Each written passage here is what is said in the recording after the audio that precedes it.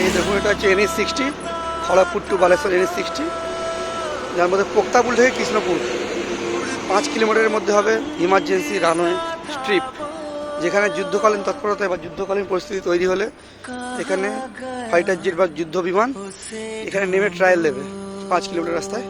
তো এখানে দেখতে পাচ্ছেন যে রাস্তা বর্তমানে এটা ডান দিকে সম্প্রসারণ হবে, রাস্তা স্লোপিংয়ের মতো হবে, এবং ওই যে মাঝখানটায়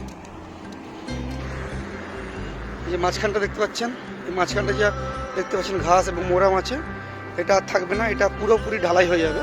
এই বর্তমানে যে হাই রোডটা আছে এই রোডের সঙ্গে এই রোডটা পুরোটা ঢালাই হয়ে যাবে, মাঝখানটা এই ড্রেনটাও আর থাকবে না, এই ড্রেনটা ঢালাই হয়ে পুরোটা হাই রোড হয়ে যাবে, এবং রাস্তার দু প্রান্তে 7.5 মিটার করেও এক্সটেন্ড হবে দু প্রান্তে। দেখুন এইখানে হবে ইমার্জেন্সি স্ট্রিপ, এইখান থেকে শুরু হবে, এটা স্টার্টিং পয়েন্ট, শেষ হবে ওইদিকে কৃষ্ণপুর বলে একটা জায়গা আছে 5 কিলোমিটার পরে, 5 কিলোমিটার দূরে শেষ হবে এন্ডিং পয়েন্ট। আর এটা হচ্ছে পোক্তাপুল, এখান থেকে স্টার্টিং পয়েন্ট হবে ইমার্জেন্সি রানওয়ে স্ট্রিপ।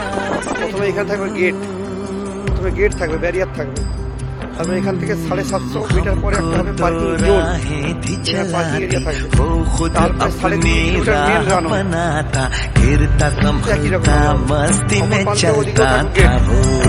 এন্ডিংয়ে, তারপরে আবার থাকবে ব্যারিয়ার।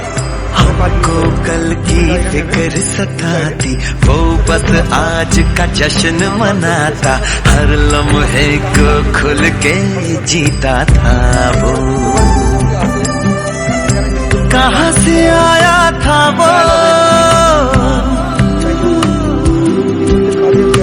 छुके हमारे दिल को, कहाँ गया उसे ढूंढो। এইদিকে দেখুন এই যে ব্যারিকেড দেখতে পাচ্ছেন, ব্যারিকেডের সাইডে 7.5 মিটার ওদিকে আরো বাড়বে, মানে স্লোপিং হবে 7.5 মিটার মাটি দিয়ে।